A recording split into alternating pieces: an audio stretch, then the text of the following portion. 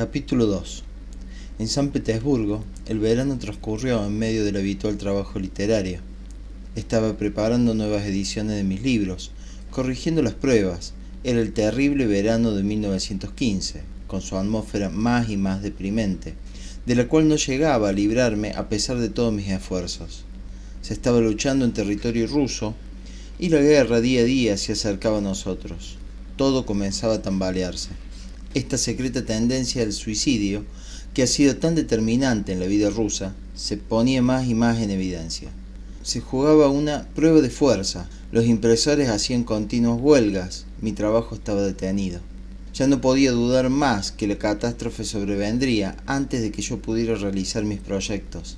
Sin embargo, mis pensamientos volvían a menudo a las conversaciones de Moscú. ¿Cuántas veces, al ponerse las cosas particularmente difíciles, me dije, abandonaré todo e iré a reunirme con G en Moscú? Ante este pensamiento siempre sentí alivio. El tiempo pasaba. Un día ya en otoño fui llamado al teléfono y escuché la voz de G. Había venido a San Petersburgo por algunos días. Fui enseguida a verlo y entre conversaciones con otros visitantes me habló tal como lo había hecho en Moscú. En la víspera de su partida me dijo que regresaría pronto. En su segunda visita, al contarle yo acerca de cierto grupo del cual concurría en San Petersburgo, en el cual se discutían todos los tópicos posibles, desde la guerra hasta la psicología, me dijo que sería útil entrar en relación con tales grupos, puesto que él se proponía emprender en San Petersburgo un trabajo análogo al que dirigía en Moscú. Partió a Moscú, prometiéndome regresar a las 2 semanas. Hablé acerca de él con algunos de mis amigos y quedamos en espera de su llegada. Una vez más regresó solo por algunos días y sin embargo logré presentarle a algunas personas. Con respecto a sus planes e intenciones, dijo que deseaba organizar su trabajo en una escala mayor, dando conferencias públicas, disponiendo una serie de experimentos y demostraciones, todo con el fin de atraer a su trabajo gente con una preparación más amplia y variada. Todo esto me recordó algo de lo que había oído en Moscú, pero no comprendí claramente de qué experimentos y demostraciones hablaba. Esto solo se aclaró más tarde. Recuerdo una conversación que tuvo lugar, como era habitual con G, en un pequeño café Nevsky. G me habló con cierto detalle acerca de la organización de grupos para su trabajo y sobre el papel de estos en dicho trabajo. Una o dos veces usó la palabra esotérico, la cual nunca había pronunciado antes en mi presencia. Me habría gustado saber qué quería decir con ello, pero cuando traté de interrumpirlo y preguntarle el sentido que él le daba al término esotérico, eludió la respuesta. No tiene importancia, llámelo como usted quiera. Ahí no está el problema. Lo esencial es esto: un grupo es el comienzo de todo. Un hombre solo no puede hacer nada, no puede alcanzar nada. Un grupo realmente dirigido puede hacer mucho. Al menos tiene una posibilidad de llegar a resultados que un hombre solo nunca podrá alcanzar.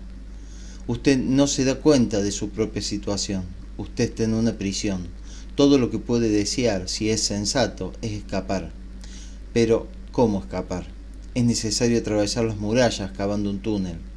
Un hombre solo no puede hacer nada, pero supongamos que sean 10 o 20 que trabajen por turno, ayudándose los unos a los otros. Pueden acabar el túnel y escapar.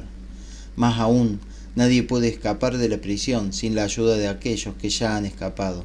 Solo ellos pueden decir cómo es posible la evasión y hacer llegar a los cautivos las herramientas, las limas, todo lo que necesitan. Pero un prisionero aislado no puede encontrar a dichos hombres libres ni entrar en contacto con ellos. Una organización es necesaria. Nada se puede lograr sin una organización. G volvió a menudo a este ejemplo de la prisión y la evasión de la prisión. A veces era el punto de partida de todo lo que él decía, y le gustaba subrayar que cada prisionero puede un día encontrar su oportunidad de evadirse, siempre y cuando sepa darse cuenta de que está en prisión. Mientras no comprenda esto, mientras se crea libre, ¿qué posibilidad puede tener? Nadie puede ayudar ni liberar por la fuerza a un hombre que no quiere ser libre, que desea todo lo contrario. La liberación es posible, pero solo como resultado de trabajos prolongados, de grandes esfuerzos y sobre todo de esfuerzos conscientes hacia una meta definida. Poco a poco le fui presentando a G un mayor número de personas, y cada vez que venía a San Petersburgo yo organizaba en casa de amigos o con los grupos ya existentes, charlas y conferencias en las cuales él tomaba parte. 30 o 40 personas solían asistir a estas reuniones. A partir de enero de 1916, G vino con regularidad a San Petersburgo cada 15 días. Algunas veces traía a algunos de sus alumnos de Moscú. G tenía una manera propia de organizar estas reuniones que yo no comprendía bien. Por ejemplo, rara vez me autorizaba a precisar por adelantado una fecha fija. Por lo general, al final de una reunión, nos enterábamos que G regresaría a Moscú al siguiente día, pero al llegar la mañana comunicaba haber decidido quedarse hasta la noche. El día entero transcurría en los cafés, donde él se encontraba con las personas que querían verlo. No era sino poco antes de la hora de nuestras reuniones habituales cuando me decía: ¿por qué no reunirse esta noche? Llame a aquellos que quieran venir y dígales que estaremos en tal lugar. Yo me precipitaba al teléfono, pero naturalmente a las 7 o 7:30 de la noche todo el mundo estaba ya comprometido y no podía reunir sino un pequeño número de personas. Para aquellos que vivían fuera de San Petersburgo, Tsarskoye, etc., les era casi imposible reunirse con nosotros.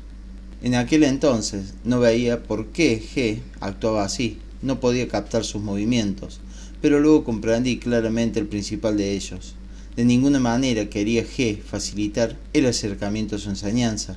Por el contrario, estimaba que no era sino sobreponiéndose a las dificultades accidentales o arbitrarias como la gente podía aprender a valorarla. Nadie valora lo que obtiene sin esfuerzos, decía. Y si un hombre ha sentido algo, créame, se quedará todo el día al lado del teléfono, por si fuera invitado. O bien él mismo llamará, se desplazará, buscará noticias. Si un hombre espera ser llamado, o si se informa de antemano con el fin de facilitarse las cosas, bien puede seguir esperando. Por cierto, para aquellos que no viven en San Petersburgo es difícil. Nada podemos hacer por ellos. Más tarde quizás tendremos reuniones en fechas fijas. Por ahora es imposible. Es necesario que la gente se manifieste y que nosotros podamos ver cómo valoran lo que han oído. Todos estos puntos de vista, y muchos más aún, permanecían a medias, incomprensibles en ese entonces para mí. Pero en general todo lo que G decía, ya sea las reuniones o fuera de ellas, me interesaba cada vez más. Durante una conferencia, alguien hizo una pregunta sobre la reencarnación. También preguntó si se podía creer en los casos de comunicación con los muertos. Hay varias posibilidades, dijo G, pero es necesario comprender que el ser de un hombre, tanto en la vida como después de la muerte, si es que existe después de la muerte, puede ser de calidad muy diferente. El hombre máquina, a quien todo le sucede, que ahora es cierto hombre, y otro al momento siguiente, y más tarde un tercero, no tiene porvenir de ninguna clase. Está enterrado y eso es todo. No es sino polvo y al polvo volverá. Estas palabras se aplican a él. Para que pueda haber una vida futura, del orden que sea, tiene que haber cierta cristalización, cierta fusión de cualidades interiores del hombre, tiene que haber cierta autonomía en relación a las influencias exteriores. Si hay en un hombre algo que puede resistir a las influencias exteriores, entonces esta misma cosa podrá resistir a la muerte del cuerpo físico. Pero yo les pregunto, ¿qué es lo que podría resistir a la muerte del cuerpo físico en un hombre que se desmaya cuando se corta el dedo meñique? Si hay algo, fuere lo que fuere, esto puede sobrevivir. Pero si no hay nada, entonces nada puede sobrevivir. Sin embargo, aun si ese algo sobrevive, su porvenir puede ser diverso. En ciertos casos de cristalización completa, se puede producir después de la muerte, lo que la gente llama una reencarnación, y en otros casos lo que llama una existencia en el más allá. En ambos casos la vida continúa en el cuerpo astral, o con la ayuda del cuerpo astral. Ustedes saben lo que significa esta expresión, pero los sistemas que ustedes conocen y que hablan del cuerpo astral sostienen que todos los hombres poseen uno. Esto es totalmente falso. Lo que puede ser llamado cuerpo astral se obtiene por fusión, esto es, por medio de una lucha y de un trabajo interior sumamente duro. El hombre no nace con un cuerpo astral y solo muy pocos hombres lo adquieren. Si se forma, puede continuar viviendo después de la muerte del cuerpo físico y puede volver a nacer en otro cuerpo físico. Esto es reencarnación. Si no vuelve a nacer, entonces en el curso del tiempo también muere. No es inmortal, pero puede vivir por mucho tiempo después de la muerte del cuerpo físico. Fusión y unidad interior se obtienen por fricción. por la lucha en el hombre entre el sí y el no. Si un hombre vive sin conflicto interior, si todo sucede en él sin que él se oponga, si va siempre con la corriente por donde sopla el viento, entonces permanecerá tal cual es. Pero si comienza una lucha interior, y en especial si él sigue dentro de esta lucha una línea determinada, entonces gradualmente ciertos rasgos permanentes comienzan a formarse en él. Empieza la cristalización. Pero si la cristalización es posible sobre una base justa, lo es también sobre una base equivocada. Por ejemplo, el temor al pecado o una fe fanática en una idea cualquiera puede provocar una lucha terriblemente intensa entre el sí y el no, y un hombre puede cristalizar sobre tales bases, pero la cristalización en este caso se realizará mal, será incompleta. En tal caso, un hombre perderá toda posibilidad de desarrollo ulterior. Para que la posibilidad de un desarrollo ulterior le sea ofrecida, él deberá ser previamente refundido, y esto no puede lograrse sino a través de sufrimientos terribles. La cristalización es posible sobre cualquier base.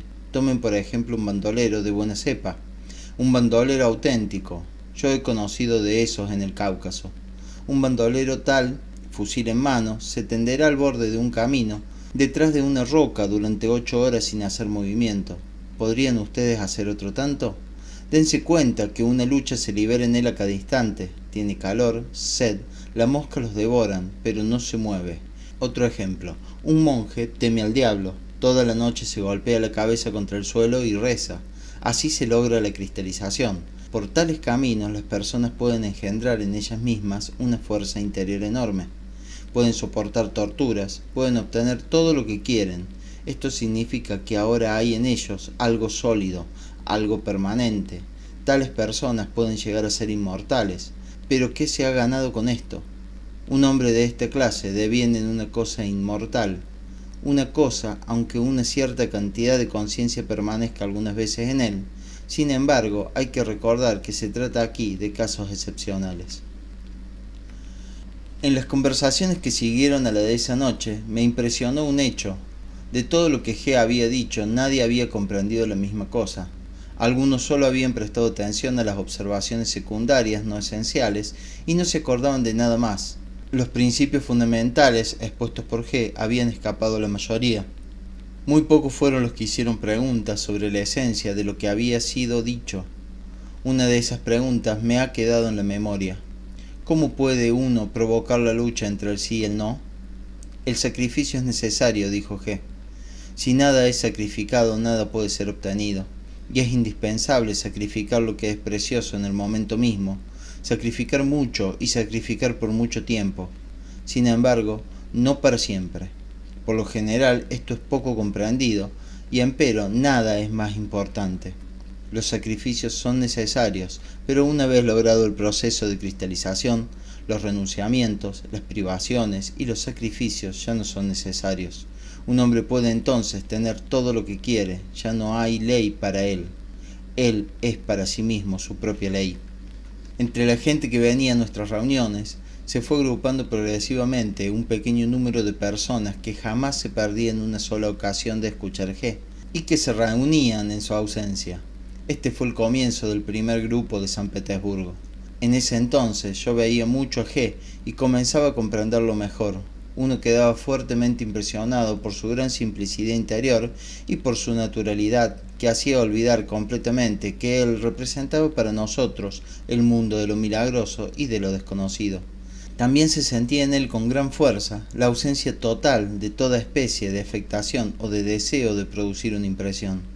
Además, se le sentía plenamente desinteresado, enteramente indiferente a las facilidades y a su comodidad, capaz de darse sin regateos a su trabajo, cualquiera que éste fuese.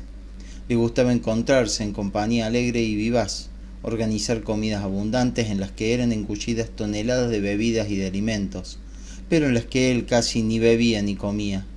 Debido a esto, muchas personas se formaron la impresión de que era un glotón, que le gustaba en general la buena vida, pero a nosotros nos parecía a menudo que a propósito él buscaba crear esta impresión. Todos habíamos comprendido para entonces que él desempeñaba un papel.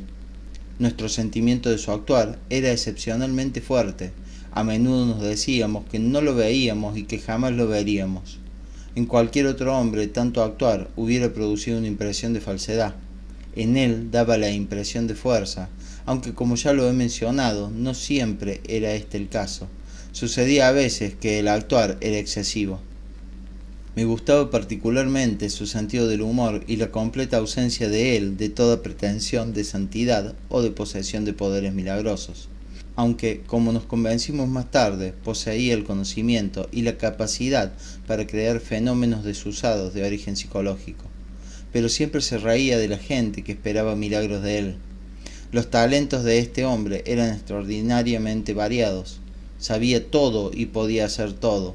Me contó un día que había traído de sus viajes en Oriente una colección de alfombras, entre las cuales muchas eran duplicadas y otras sin valor artístico particular.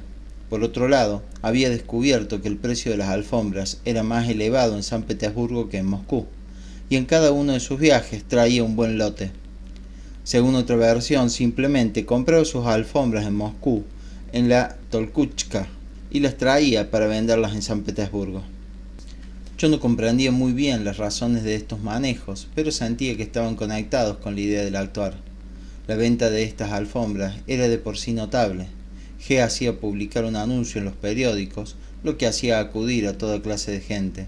En tales ocasiones se le tomaba, naturalmente, como un simple comerciante caucasino en alfombras. Tuve la ocasión de pasar horas observándolo mientras les hablaba a la gente. Vi como algunas veces lo tomaban por sus lados débiles.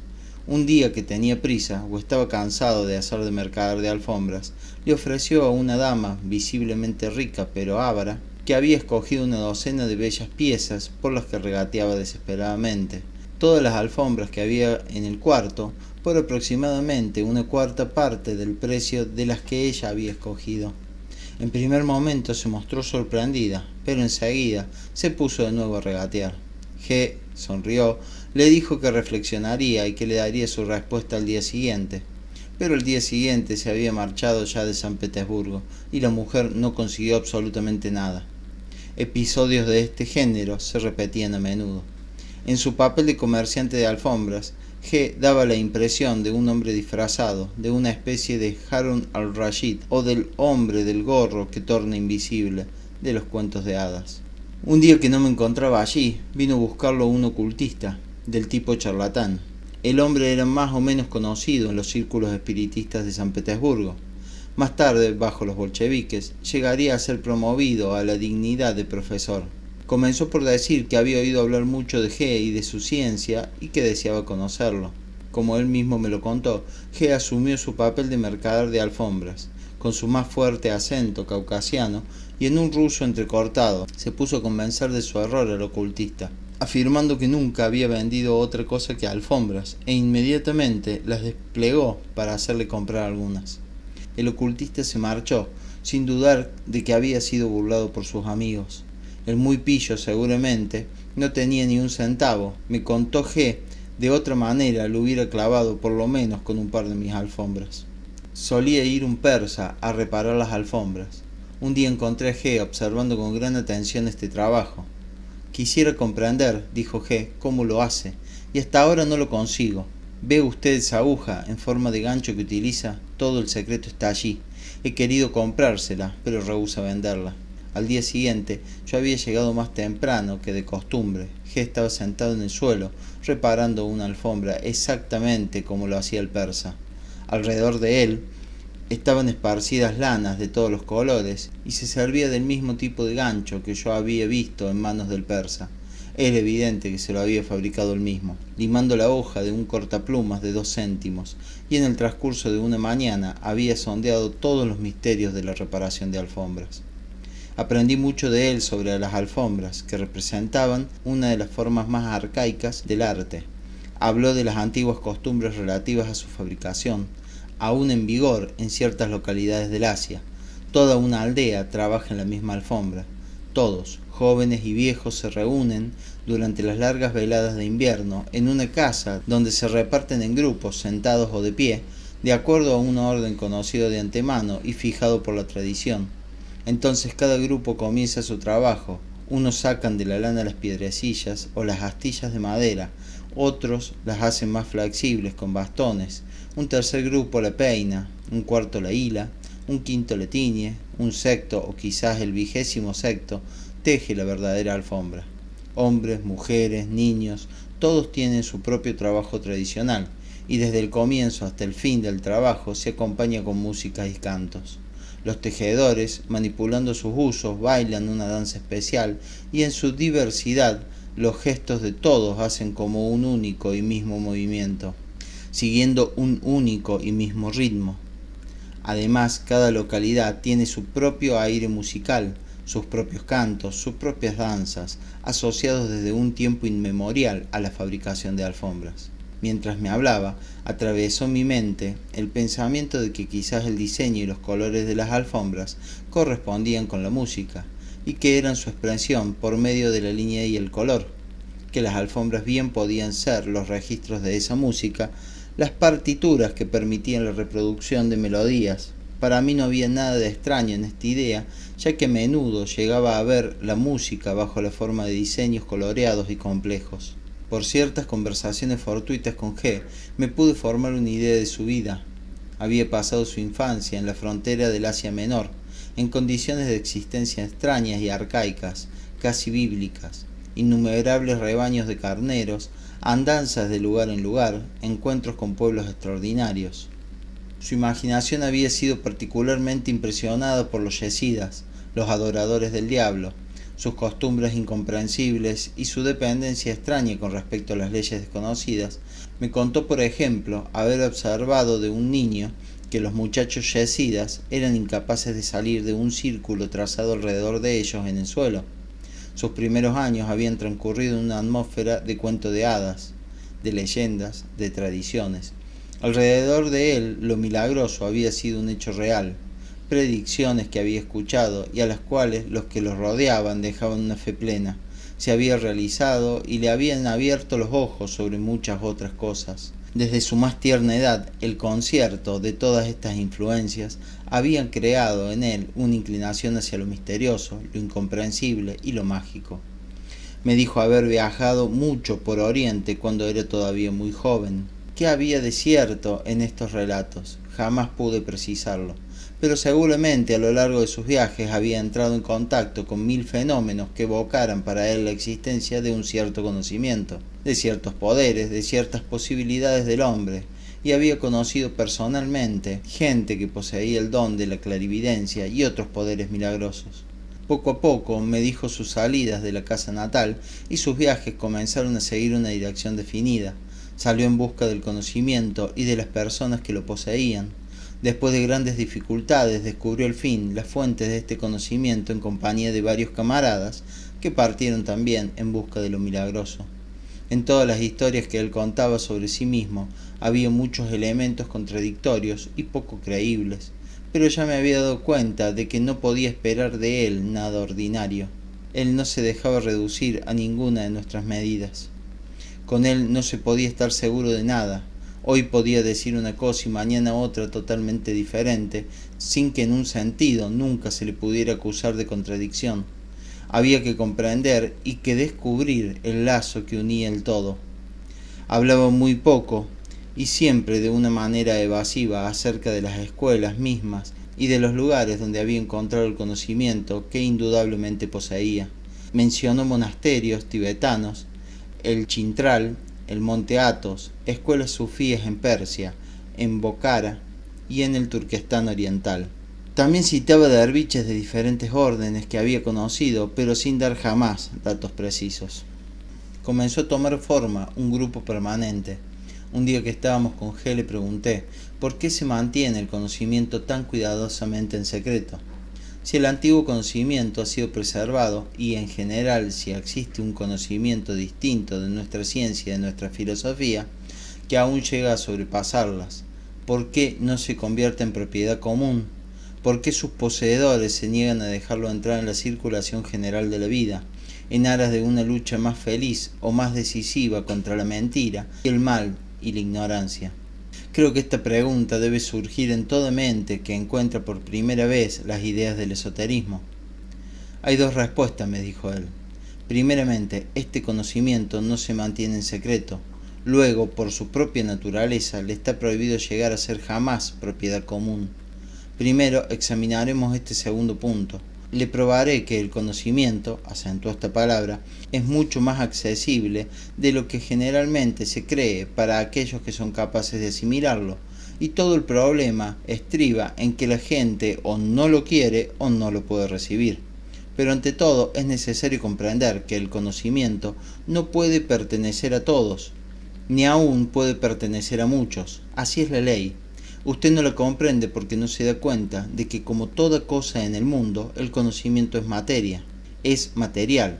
Esto significa que posee todas las características de la materialidad. Ahora bien, una de las primeras características de la materialidad implica una limitación de la materia. Quiero decir que la cantidad de materia en un lugar dado y en condiciones dadas es siempre limitada. La misma arena del desierto y el agua del mar existen en una cantidad invariable y estrictamente medida. Por consiguiente, decir que el conocimiento es material es decir que hay una cantidad definida en un lugar y en un tiempo dado. Por tanto, se puede afirmar que durante el curso de cierto periodo, digamos de un siglo, la humanidad dispone de una cantidad de conocimiento, pero sabemos, por una observación elemental de la vida misma, que la materia del conocimiento posee cualidades enteramente diferentes según que ésta sea absorbida en pequeña o gran cantidad. Tomada en una gran cantidad en un lugar dado por un hombre, por ejemplo, o por un grupo pequeño de hombres, produce resultados muy buenos. Tomado en pequeña cantidad por cada uno de los individuos que componen una gran masa de hombres, no da ningún resultado, salvo algunas veces resultados negativos, contrarios a los que se espera. Entonces, si una cantidad definida de conocimiento llega a distribuirse entre millones de hombres, cada individuo recibirá muy poco, y esta pequeña dosis de conocimiento no podrá cambiar nada ni en su vida ni en su comprensión de las cosas. Cualquiera que sea el número de aquellos que absorbiesen esta pequeña dosis, el efecto sobre su vida será nulo, salvo quizás que ésta se haga aún más difícil. Pero si por el contrario un pequeño número pudiera concentrar grandes cantidades de conocimiento, entonces éste dará resultados muy grandes. Desde el punto de vista, es mucho más ventajoso que el conocimiento sea preservado por un pequeño número y no difundido entre las masas. Si para adorar objetos tomamos una cierta cantidad de oro, debemos conocer el número exacto de objetos que ésta nos permitirá adorar. Si tratamos de adorar un gran número, se adorarán desigualmente por partes y se verán mucho peor que si no tuvieran ningún oro. De hecho, habremos derrochado nuestro oro.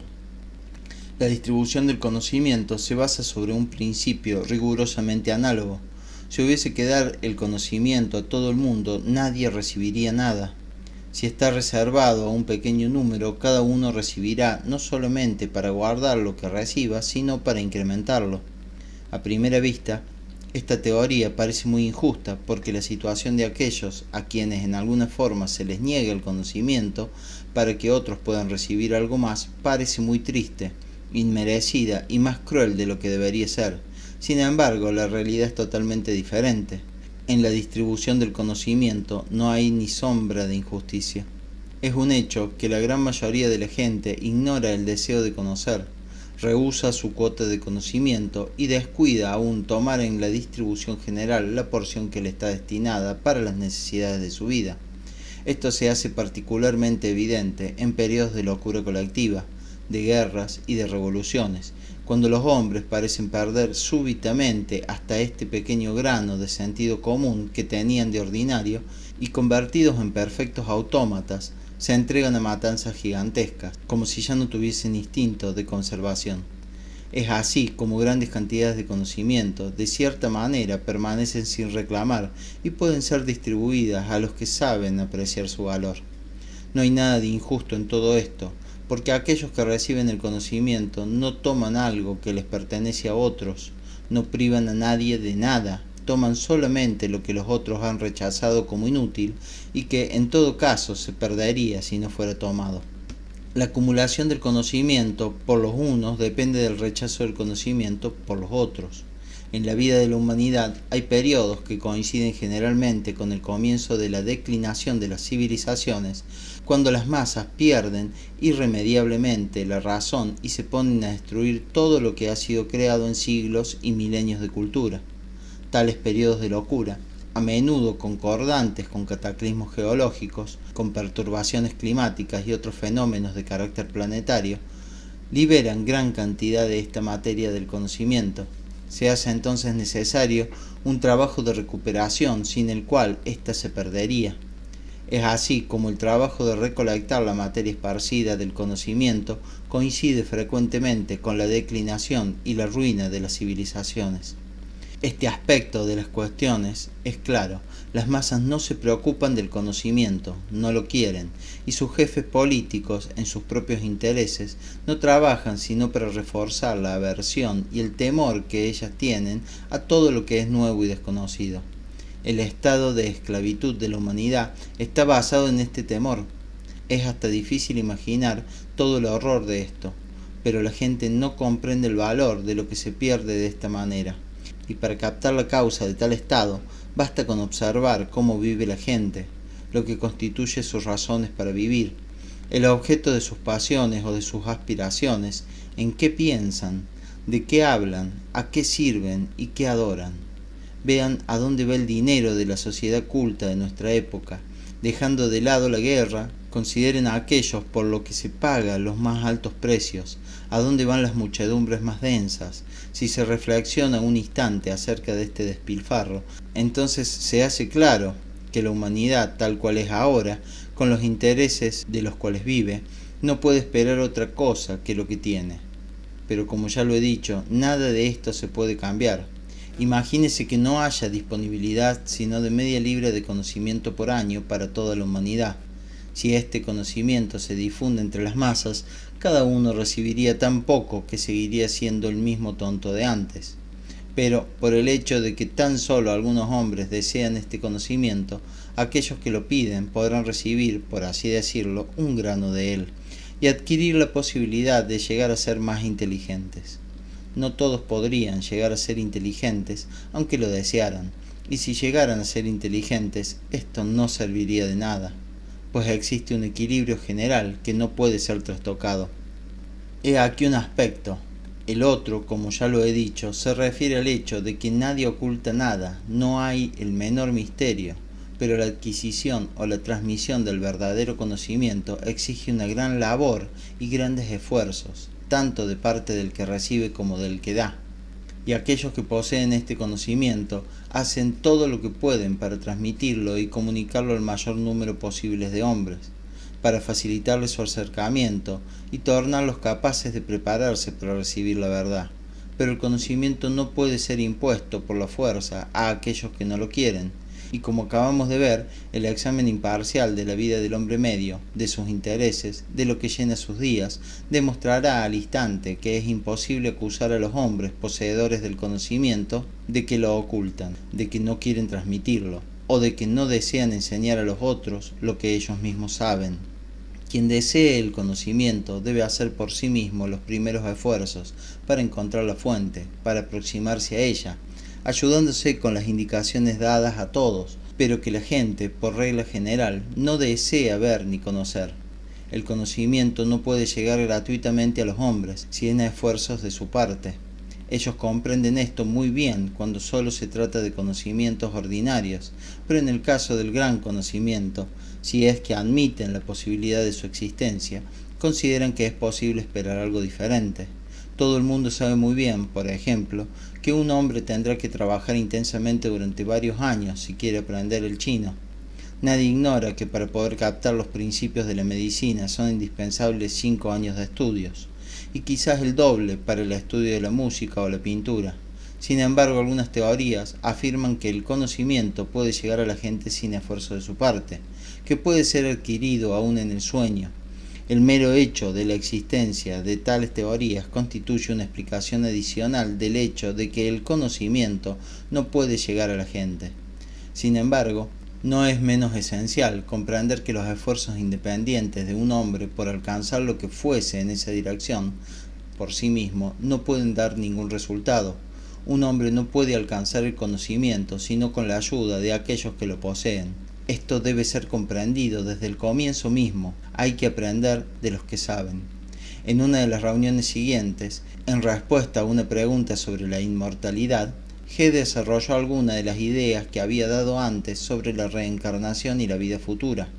Al comienzo de la reunión, alguien había preguntado: ¿se puede decir que el hombre posee la inmortalidad? La inmortalidad, dijo G, es una de esas cualidades que el hombre se atribuye sin tener una comprensión suficiente de lo que quiere decir. Otras cualidades de este género son la individualidad, en el sentido de una unidad interior, el yo permanente e inmutable, la conciencia y la voluntad. Todas estas cualidades pueden pertenecer al hombre. Puso acento sobre la palabra pueden. Pero por cierto que esto no significa que le pertenecen ya efectivamente o que pueden pertenecer a cualquiera. Para comprender qué es el hombre hoy en día, es decir, a nivel de actuar de su desarrollo, es indispensable poder representarse hasta un cierto punto lo que puede ser, es decir, lo que puede alcanzar, porque es sólo en la medida en que un hombre llega a comprender la secuencia correcta de su posible desarrollo, cómo puede dejar de atribuirse lo que todavía no posee, y que no podrá alcanzar, quizás sin otros grandes esfuerzos y grandes labores.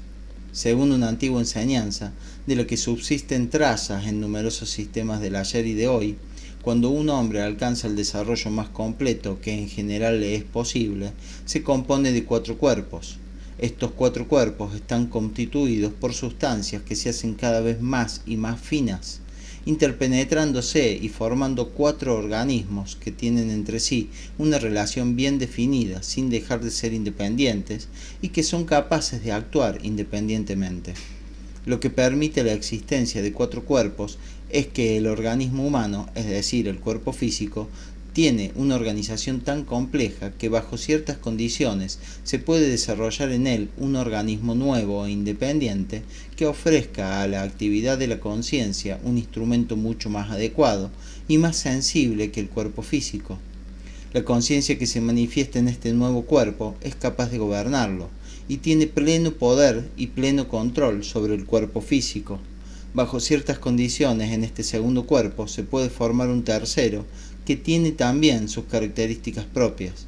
La conciencia manifestada en este tercer cuerpo tiene pleno poder y pleno control sobre los 2 primeros, y el tercer cuerpo puede adquirir conocimientos inaccesibles tanto al segundo como al primero. En el tercer cuerpo, bajo ciertas condiciones, puede crecer un cuarto, que difiere tanto del tercero como este del segundo y el segundo del primero. La conciencia que se manifiesta en el cuarto cuerpo tiene completo control sobre su propio cuerpo y sobre los 3 primeros. Estos 4 cuerpos son definidos por las diversas enseñanzas de diferentes maneras. G dibujó el cuadro reproducido en la figura 1 y dijo: según la terminología cristiana, el primer cuerpo es el cuerpo físico, el cuerpo carnal.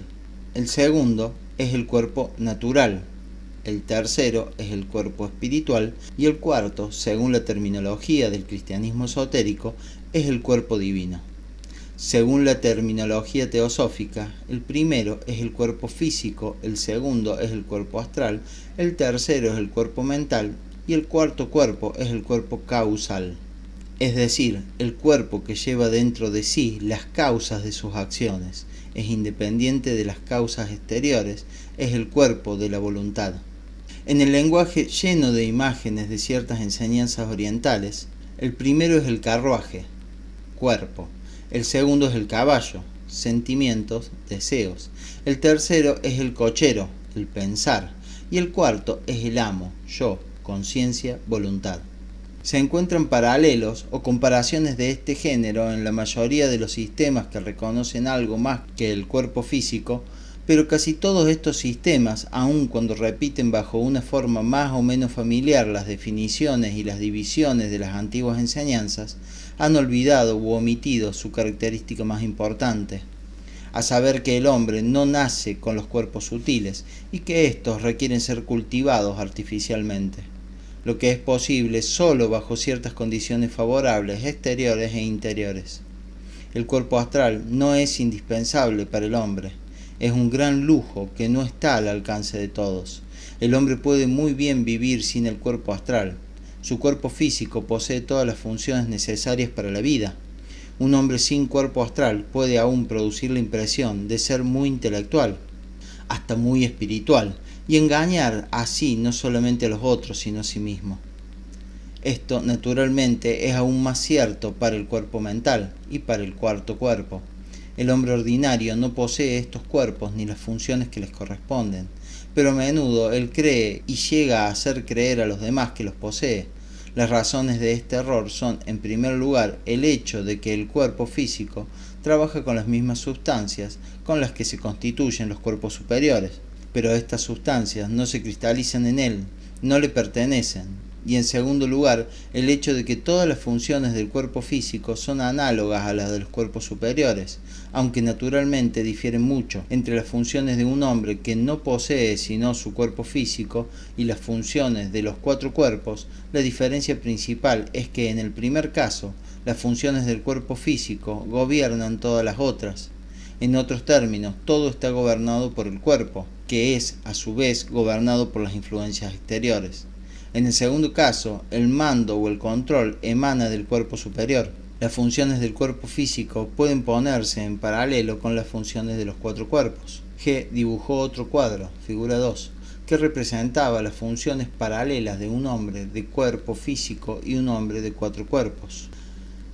En el primer caso, dijo G, es decir, en el caso de las funciones de un hombre de cuerpo físico solamente, el autómata depende de las influencias exteriores y las otras tres funciones dependen del cuerpo físico y de las influencias exteriores que éste recibe. Los deseos o las aversiones, yo deseo, yo no deseo, me gusta, no me gusta, es decir, las funciones que ocupan el lugar del segundo cuerpo dependen de choques de influencias accidentales. El pensar, que corresponde de las funciones del tercer cuerpo, es un proceso enteramente automático. En el hombre mecánico falta la voluntad, no hay más que deseos, y lo que se llama su fuerte o su débil voluntad no es sino la mayor o menor permanencia de sus deseos, de sus ganas. En el segundo caso, es decir, en el caso de un hombre en posesión de cuatro cuerpos, el automatismo del cuerpo físico depende de la influencia de los otros cuerpos. En lugar de la actividad discordante y a menudo contradictoria de los diferentes deseos, hay un solo yo, entero, indivisible y permanente. Hay una individualidad que domina el cuerpo físico y sus deseos, y que puede sobreponerse a sus repugnancias y a sus resistencias. En lugar de un pensar mecánico está la conciencia y la voluntad, es decir, un poder, ya no simplemente compuesto de deseos variados que pertenecen a los diferentes yoes y que son muy a menudo contradictorios, sino un poder nacido de la conciencia y gobernado por la individualidad, un yo único y permanente. Solo esta voluntad puede llamarse libre, porque es independiente del accidente y ya no puede más ser alterada ni dirigida desde afuera. Una enseñanza oriental describe las funciones de los cuatro cuerpos, su crecimiento gradual y las condiciones de este crecimiento de la siguiente manera. Imaginemos un vaso o un crisol lleno de diversos polvos metálicos. Entre estos polvos que están en contacto uno con otro no existen relaciones definidas. Cada cambio accidental de la posición del crisol modifica la posición relativa de los polvos. Si se sacude el crisol o si se golpea con el dedo, el polvo que se encontraba arriba puede aparecer en el fondo, en el medio o inversamente. No hay nada permanente en la situación respectiva de estos polvos y en tales condiciones no puede haber nada permanente. Esta es una imagen fiel de nuestra vida psíquica. A cada momento nuevas influencias pueden modificar la posición de los granos que se encuentran arriba y poner en su lugar otros granos de naturaleza absolutamente opuesta. La ciencia llama a este estado relativo de los polvos el estado de mezcla mecánica. La característica fundamental de las relaciones mutuas en estos estados de mezcla es su versatilidad y su inestabilidad. Es imposible estabilizar las relaciones mutuas de los polvos que se encuentran en un estado de mezcla mecánica, pero ellos pueden ser fundidos. Su naturaleza metálica hace posible la operación. Con este fin se puede encender un fuego especial bajo el crisol. Al calentarlos y derretirlos los hará fusionar. Así fusionados, los polvos se encuentran en el estado de un compuesto químico. Desde luego no pueden ser agitados tan fácilmente como en su estado de mezcla mecánica, en el que era suficiente un pequeño golpe para separarlos y hacerlos cambiar de lugar. Ahora lo que contenía el crisol ha llegado a ser indivisible, individual. Es una imagen de la formación del segundo cuerpo. El fuego, gracias al cual se ha obtenido la fusión, es el producto de una fricción, que es a su vez el producto de la lucha en el hombre entre el sí y el no. Si un hombre no resiste jamás a alguno de sus deseos, si está en connivencia con ellos, si los favorece, si aún los alienta, no tendrá jamás un conflicto interior en él. Nunca tendrá fricción, y por lo tanto no habrá fuego. Pero si para alcanzar una meta definida combate los deseos que se atraviesan en su camino, crea de esta manera un fuego que transformará gradualmente su mundo interior en un todo. Volvamos a nuestro ejemplo. El compuesto químico obtenido por fusión posee ciertas cualidades, cierto peso específico, cierta conductibilidad eléctrica y así sucesivamente. Estas cualidades constituyen las características de la sustancia en cuestión. Pero si se le trabaja de cierta manera, el número de sus características puede ser acrecentado. Es decir, que se le puede dar a la aleación propiedades nuevas que no le pertenecían primitivamente. Será posible imantarla, volverla radioactiva, etc. El proceso por el cual se pueden comunicar nuevas propiedades a la aleación corresponde al proceso de la formación del tercer cuerpo, así como la adquisición de un nuevo conocimiento y nuevos poderes con la ayuda del tercer cuerpo. Cuando el tercer cuerpo ha sido formado y cuando ha adquirido todas las propiedades, poderes y conocimientos que le son accesibles, queda aún el problema de fijarlos. Todas estas propiedades nuevas que le han sido comunicadas por cierta clase de influencia pueden de hecho serles quitadas tanto por las mismas influencias como por otras. Pero, por un trabajo especial que los tres cuerpos tienen que hacer juntos, los caracteres adquiridos pueden ser convertidos en propiedad permanente e inalterable del tercer cuerpo. El proceso de fijación de estos caracteres adquiridos corresponde al proceso de formación del cuarto cuerpo. Y en verdad ningún hombre tiene derecho de ser llamado un hombre en pleno sentido de la palabra hasta que sus cuatro cuerpos no se hayan desarrollado totalmente. Por eso el hombre verdadero posee numerosas propiedades que el hombre ordinario no tiene. Una de estas propiedades es la inmortalidad. Todas las religiones, todas las antiguas enseñanzas aportan la idea de que al adquirir el cuarto cuerpo el hombre adquiere la inmortalidad, y todas indican caminos que llevan a la adquisición del cuarto cuerpo, es decir, a la conquista de la inmortalidad. En este sentido, algunas enseñanzas comparan al hombre con una casa de 4 habitaciones. El hombre vive en la más pequeña y miserable de todas, y hasta que le sea dicho no tiene la menor sospecha de la existencia de las otras 3, llenas de tesoros. Cuando oye hablar de ellas, comienza a buscar las llaves de estas habitaciones, especialmente de la cuarta, la más importante de todas. Y cuando un hombre ha encontrado el medio de penetrar en ella, se convierte realmente en el amo de la casa, porque es solamente entonces que la casa le pertenece plenamente y para siempre. La cuarta habitación le da al hombre la inmortalidad hacia la cual todas las enseñanzas religiosas se esfuerzan en mostrarle el camino. Hay un gran número de caminos, más o menos largos, más o menos duros, pero todos sin excepción conducen o se esfuerzan por conducir hacia una misma dirección, que es la de la inmortalidad. En la reunión siguiente, G prosiguió. Dije la última vez que la inmortalidad no es una propiedad con la que nace el hombre, pero que ella puede ser adquirida. Todos los caminos que conducen a la inmortalidad, lo que son generalmente conocidos y los otros, pueden dividirse en 3 categorías. Primero, el camino del fakir. Segundo, el camino del monje. Tercero, el camino del yogi. El camino del fakir es el de la lucha contra el cuerpo físico. Es el camino del trabajo sobre la primera habitación. Es largo, difícil y dudoso. El fakir se esfuerza en desarrollar la voluntad física, el poder sobre el cuerpo. Lo obtiene mediante terribles sufrimientos, torturando al cuerpo. Todo el camino del fakir está hecho de ejercicios físicos increíblemente penosos.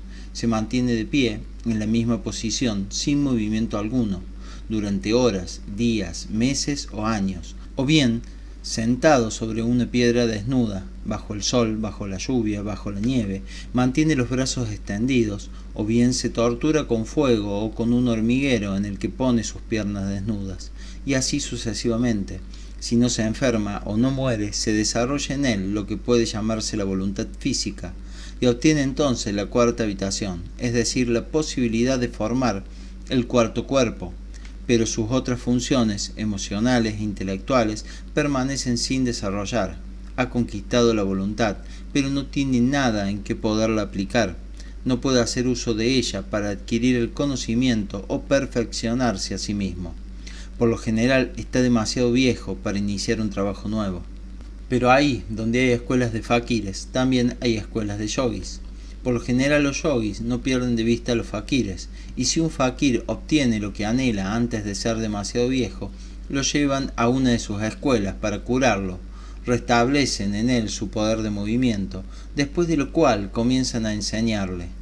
Un fakir tiene que volver a aprender a hablar y a caminar como si fuera un niño, pero ahora tiene una voluntad que ha superado dificultades increíbles, y ésta podrá ayudarlo a vencer las dificultades que todavía lo esperan en la segunda parte de su camino, en la que se tratará de desarrollar las funciones intelectuales y emocionales. Ustedes no se pueden imaginar las pruebas a las que se someten los fakires. Yo no sé si ustedes han visto a los verdaderos fakires. Por mi parte he encontrado muchos. Me acuerdo de uno de ellos que vivía en el patio interior de un templo de India. Hasta he dormido a su lado, día y noche. Durante 20 años se había mantenido sobre la punta de los dedos de las manos y de los pies. Ya no podía enderezarse ni desplazarse. Sus discípulos lo transportaban y lo llevaban al río, donde lo lavaban como un objeto. Pero resultados de esta clase no se obtienen en un día. Piensen en todo lo que ha tenido que sobrellevar, en las torturas que ha debido sufrir para alcanzar este grado. Y un hombre no se convierte en fakir debido a sentimientos religiosos o porque comprende las posibilidades y los resultados de este camino.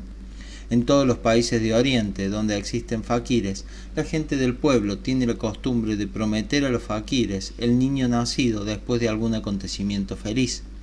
También se da el caso de que los fakires adopten huérfanos o le compren sus niños a los indígenas. Estos se convierten en sus alumnos y los imitan, ya sea de buen grado o constreñidos a hacerlo. Algunos lo hacen solo en apariencia, pero hay otros que se convierten realmente en fakires. Además, otros siguen este camino simplemente por haber sido fuertemente impresionados al ver a algún fakir. Cerca de todos los fakires que se pueden ver en los templos se encuentra gente que los imita, sentados o de pie, en la misma postura. Naturalmente que no lo hacen por mucho tiempo, pero algunas veces durante largas horas. Y sucede también que un hombre que ha entrado accidentalmente en un templo, en un día de fiesta, después de haber comenzado por imitar a algún fakir que lo había impresionado, no regresa más a su hogar, sino que se une a la multitud de discípulos. Más tarde él mismo llegará a ser fakir. Ustedes deben comprender que en estos casos yo no le doy la palabra fakir su sentido propio. En Persia el término fakir significa simplemente un mendigo. En la India los juglares, los saltimbanquis, a menudo se denominan ellos mismos fakires.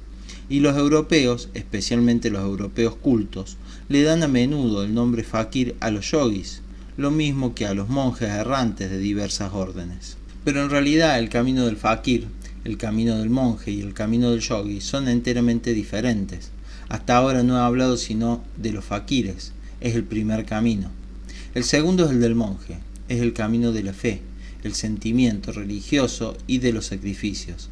Un hombre que no tuviera muy fuertes emociones religiosas y una imaginación religiosa muy intensa no podría llegar a ser un monje, en el verdadero sentido de la palabra. El camino del monje es también muy duro y muy largo. El monje pasa años y decenas de años luchando contra sí mismo, pero todo su trabajo está concentrado sobre la segunda habitación, sobre el segundo cuerpo, es decir, sobre los sentimientos, sometiendo todas sus otras emociones a una sola, que es la fe, desarrollada en sí mismo la unidad, la voluntad sobre las emociones, y por este camino alcanza la cuarta habitación.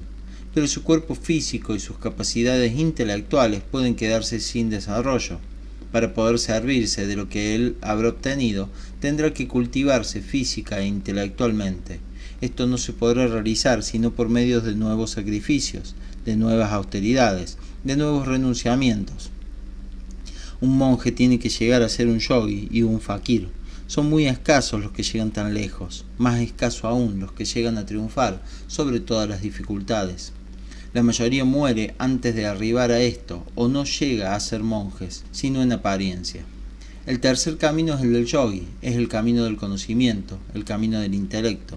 El yogi trabaja sobre la tercera habitación para llegar a penetrar en la cuarta por medio de sus esfuerzos intelectuales. El yogi llega a alcanzar la cuarta habitación al desarrollar su intelecto, pero su cuerpo y sus emociones quedan sin desarrollarse. Y como el fakir y el monje es incapaz de sacar partido de su victoria, lo sabe todo pero no puede hacer nada. Para ser capaz de hacer, debe conquistar el dominio sobre su cuerpo, sobre sus emociones, es decir, sobre la primera y la segunda habitación. Para lograr esto, le es necesario comenzar a trabajar de nuevo y no obtendrá resultados sin esfuerzos prolongados. En este caso, sin embargo, él tiene la ventaja de comprender su posición, de conocer lo que le falta, lo que debe hacer y la dirección que debe seguir. Pero así como el camino del fakir o del monje, también en el del yogi son muy escasos los que adquieren tal conocimiento, es decir, obtienen el nivel en el que un hombre puede saber a dónde va. La mayoría se detiene en un cierto grado de desarrollo y no va más lejos. Los caminos también difieren mucho los unos de los otros en relación al maestro o al guía espiritual. En el camino del fakir, un hombre no tiene maestro en el verdadero sentido de la palabra. En este caso, el maestro no enseña, simplemente sirve de ejemplo. El trabajo del alumno se limita a imitar al maestro. El hombre que sigue el camino del monje tiene un maestro y parte de sus deberes, parte de su tarea, consiste en tener una fe absoluta en él, en someterse por completo a su maestro, en obedecer, pero lo esencial en el camino del monje es la fe en Dios, el amor a Dios, los esfuerzos ininterrumpidos para obedecer a Dios y servirlo, aunque en su comprensión de la idea de Dios y del servicio de Dios puede haber una gran parte de subjetividad y muchas contradicciones. En el camino del yogi no hay que hacer nada y no se debe hacer nada sin un maestro. El hombre que emprende este camino, al comienzo debe imitar a su maestro como el fakir y creer en él como el monje, pero después, paulatinamente, llega a ser su propio maestro, aprende los métodos de su maestro y gradualmente se ejercita en aplicárselos a sí mismo. Pero todos los caminos, tanto el del fakir como el del monje y el del yogi, tienen un punto en común. Todos comienzan por lo que es más difícil, un cambio total de vida, un renunciamiento a todo lo que es de este mundo. Un hombre que tiene un hogar, una familia, debe abandonarlos, debe renunciar a todos los placeres, apegos y deberes de la vida y partir al desierto, entrar en un monasterio o en una escuela de yogis desde el primer día, desde el primer paso sobre el camino. Debe morir para el mundo, solo así puede esperar obtener algo en uno de estos caminos.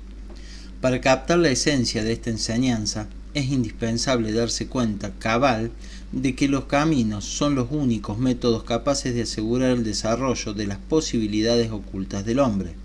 Además muestra cuán raro y difícil es un desarrollo de esta clase. El desarrollo de estas posibilidades no es una ley. La ley para el hombre es una existencia dentro del círculo de las influencias mecánicas. Es el estado del hombre-máquina. El camino del desarrollo de las posibilidades ocultas es un camino contra la naturaleza, contra Dios. Esto explica las dificultades y el carácter exclusivo de los caminos. Son estrictos y estrechos, sin embargo, nada se puede alcanzar sin ellos. En el océano de la vida ordinaria, y especialmente de la vida moderna, los caminos aparecen solo como un fenómeno minúsculo, apenas perceptible, que desde el punto de vista de esta vida no tiene la menor razón de ser, pero este fenómeno minúsculo contiene en sí mismo todo cuanto el hombre dispone para el desarrollo de sus posibilidades ocultas. Los caminos se oponen a la vida de todos los días, que está basada en otros principios y sometida a otras leyes. He aquí el secreto de su poder y de su significación. En una vida ordinaria, aunque esté llena de intereses filosóficos, científicos, religiosos o sociales, no hay nada y no puede haber nada en ella que ofrezca las posibilidades contenidas en los caminos, porque estos llevan al hombre o pueden llevarlo a la inmortalidad. La vida mundana, aún la más exitosa, lleva a la muerte y no puede llevar a ninguna otra cosa.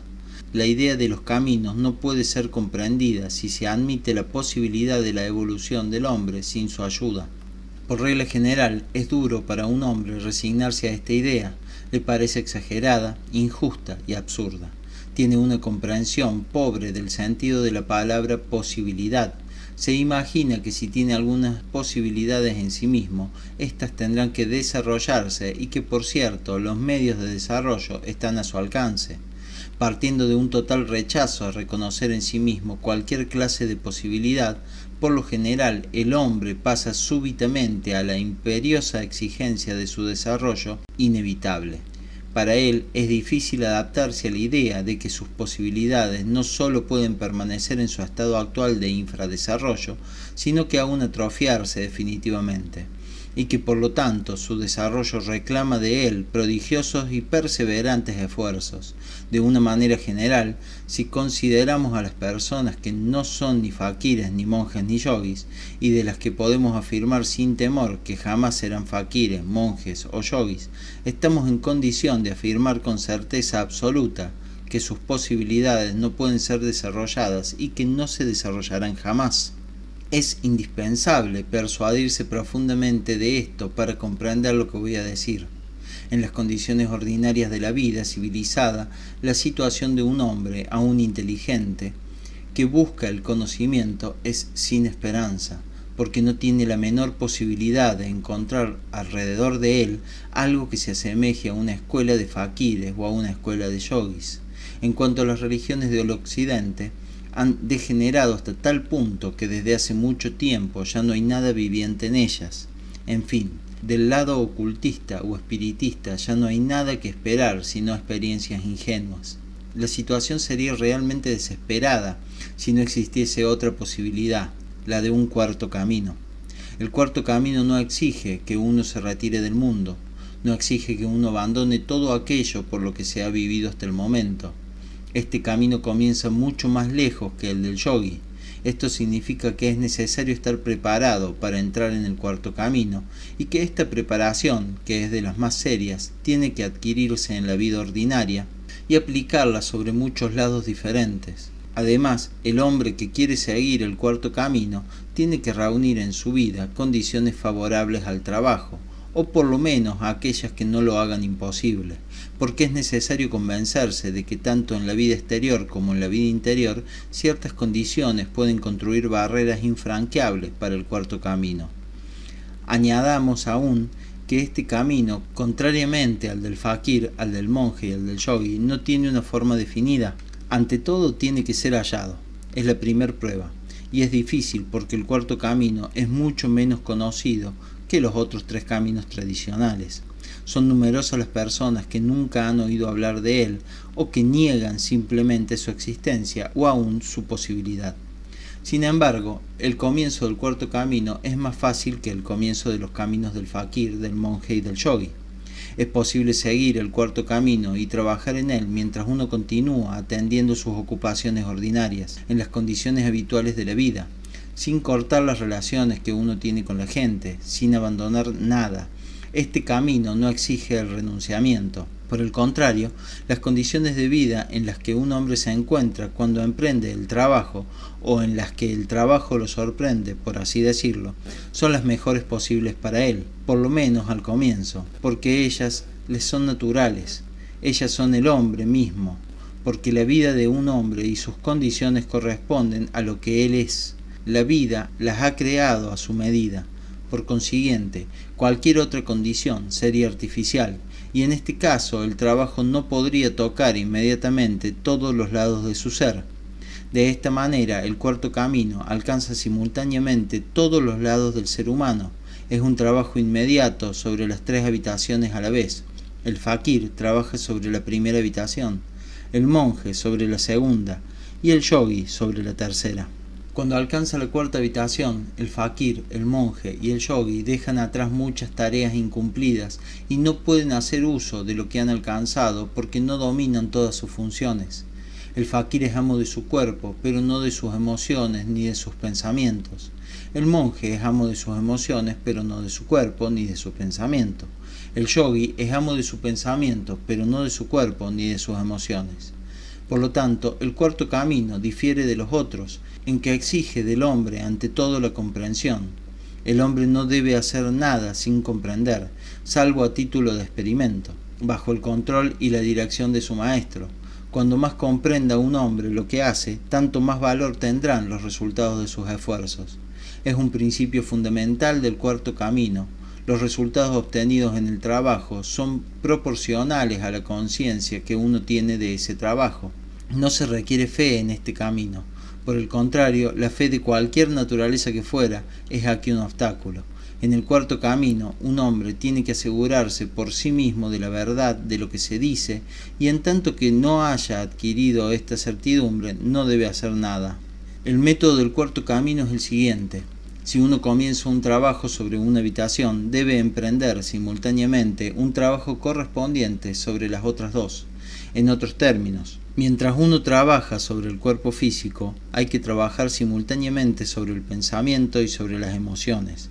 Mientras uno trabaja sobre el pensamiento, hay que trabajar sobre el cuerpo físico y las emociones. Mientras se trabaja sobre las emociones, hay que trabajar sobre el pensamiento y sobre el cuerpo físico. Lo que permite llegar a esto es que en el cuarto camino es posible hacer uso de un cierto saber, inaccesible en los caminos del fakir, del monje y del yogi. Este saber proporciona la posibilidad de un trabajo en las tres direcciones a la vez, toda una serie de ejercicios paralelos sobre los tres planos, físico, mental y emocional, sirven a esta meta. Aún más, en el cuarto camino es posible individualizar el trabajo de cada uno. Dicho de otro modo, cada uno no debe hacer sino lo que le es necesario y nada de lo que no tiene utilidad para él, porque el cuarto camino pone de lado todo lo superfluo que se mantiene en los otros caminos simplemente por rutina. De esta manera, cuando un hombre alcanza la voluntad por el cuarto camino, se puede servir de ella, porque ha adquirido el control de todas sus funciones físicas, emocionales e intelectuales, y por añadidura ha ahorrado mucho tiempo al trabajar a la vez paralelamente sobre los tres lados de su ser. A veces el cuarto camino se le llama el camino del hombre ladino. El hombre ladino conoce un secreto que no conoce el fakir, el monje ni el yogi. ¿Cómo ha aprendido este secreto el hombre ladino? Nadie lo sabe. Quizás lo ha encontrado en un libro antiguo, quizás lo ha heredado, quizás lo ha comprado o a lo mejor se lo ha robado a alguien, no importa. El hombre ladino conoce el secreto y con su ayuda deja muy atrás al fakir, al monje y al yogi. Entre los cuatro, el fakir es el que actúa de manera más tosca, sabe muy poco y comprende muy poco. Supongamos que después de un mes de torturas intensivas llega a desarrollar cierta energía, cierta sustancia que produce en él cambios definidos. Esto lo hace absolutamente en la oscuridad, con los ojos cerrados, sin conocer ni la meta, ni los métodos, ni los resultados por simple imitación. El monje sabe un poco mejor lo que quiere, lo guía su sentimiento religioso, su tradición religiosa, un deseo de realización, de salvación. Tiene fe en su maestro que le dice lo que debe hacer y cree que sus esfuerzos y sacrificios complacen a Dios. Supongamos que en una semana de ayuno, de oraciones continuas, de privaciones y penitencias, llega a alcanzar lo que el fakir no ha podido desarrollar en sí mismo, sino en un mes de torturas. El yogi sabe mucho más, sabe lo que quiere, sabe por qué lo quiere y sabe cómo lo puede alcanzar. Sabe, por ejemplo, que para arribar a sus fines tiene que desarrollar en él cierta sustancia. Sabe que esta sustancia se puede producir en un día, a través de cierta clase de ejercicio mental o a través de concentración intelectual. De este modo fija su atención sobre un ejercicio por un día entero, sin permitírsele una sola idea ajena, y así obtiene lo que necesita. De esta manera, en un solo día, un yogi llega a lo mismo que llega el monje en una semana y el fakir en un mes. Pero en el cuarto camino el conocimiento es aún más exacto y más perfecto. El hombre que lo sigue conoce con precisión qué sustancia necesita para alcanzar sus fines y sabe que estas sustancias pueden ser elaboradas en el cuerpo por un mes de un sufrimiento físico, una semana de tensión emocional, un día de ejercicios mentales y también que estas sustancias pueden ser introducidas desde afuera en el organismo si se sabe cómo arreglárselas. Y así, en lugar de perder un día entero en ejercicios como el yogi, una semana en oraciones como el monje, o un mes en suplicios como el fakir, el hombre que sigue el cuarto camino se contenta con preparar y engullir una pequeña píldora que contiene todas las sustancias requeridas y de esta manera, sin pérdida de tiempo, obtiene los resultados deseados. Igualmente hay que tener en cuenta, dijo G, que fuera de estos caminos justos y legítimos hay también caminos artificiales que no dan sino resultados temporales y caminos francamente malos que aún pueden dar resultados permanentes pero nefastos. Igualmente en estos caminos el hombre busca la llave de la cuarta habitación y algunas veces las encuentra, pero lo que encuentra en la cuarta habitación nadie lo sabe. También sucede que la puerta de la cuarta habitación sea abierta artificialmente por medio de una ganzúa, y en estos dos casos se puede encontrar la habitación vacía. Durante una de las reuniones siguientes se abordó una vez más la cuestión de los caminos. Para un hombre de cultura occidental, dije naturalmente, es difícil creer y aceptar la idea de que un fakir ignorante, un monje ingenuo y un yogi retirado del mundo puedan estar en el camino de la evolución, mientras que un europeo cultivado, armado de su ciencia exacta y de los últimos métodos de investigación, no tiene ninguna oportunidad y gira en un círculo del cual no puede esperar salir. Sí, esto es porque la gente cree en el progreso y en la cultura, dijo G. Pero no hay ningún progreso de ninguna clase. Nada ha cambiado en miles de años. Solo la forma exterior cambia. La esencia no cambia. El hombre sigue siendo exactamente igual. La gente culta y civilizada vive movida por los mismos intereses que los salvajes más ignorantes. La civilización moderna está basada en la violencia, la esclavitud y las frases bellas. Pero todas las frases bellas sobre la civilización y el progreso no son más que palabras. Esto no podía dejar de producir en nosotros ninguna impresión particularmente profunda, porque fue dicho en 1916, cuando el último beneficio de la civilización, bajo la forma de una guerra como el mundo jamás había visto, no hacía sino crecer y ampliarse, arrastrando en su órbita de semana en semana a nuevos millones de hombres. Recordaba haber visto, unos días antes, en la Litany, dos enormes camiones cargados hasta la altura de un primer piso de muletas nuevas de madera, todavía sin pintar. No sé por qué estos camiones me habían asustado particularmente. En estas montañas de muletas, para las piernas que todavía no habían sido mutiladas, había, con respecto a todas las ilusiones con que la gente se arrulla, una ironía particularmente cínica. A pesar mío, me representé el hecho de que camiones exactamente semejantes rodaban en Berlín, París, Viena, Londres, Roma y Constantinopla. Y actualmente todas estas ciudades que yo conocía y amaba, justamente en razón de sus diferencias y contrastes, se habían tornado hostiles para mí, así como en adelante serían hostiles entre sí, separadas por nuevos muros de odio y de crimen. Un día que nos encontrábamos reunidos, hablé de aquellos camiones y de su carga de muletas y de los pensamientos que se habían suscitado en mí. ¿Qué quiere usted?, me dijo G. Los hombres son máquinas. Las máquinas son necesariamente ciegas, inconscientes. No pueden ser de otra manera y de todas sus acciones tienen que corresponder a su naturaleza. Todo sucede, nadie hace nada. El progreso y la civilización, en el sentido real de estas palabras, no pueden aparecer sino al término de esfuerzos conscientes. No pueden aparecer como resultado de acciones inconscientes y mecánicas. ¿Qué esfuerzos conscientes puede hacer una máquina?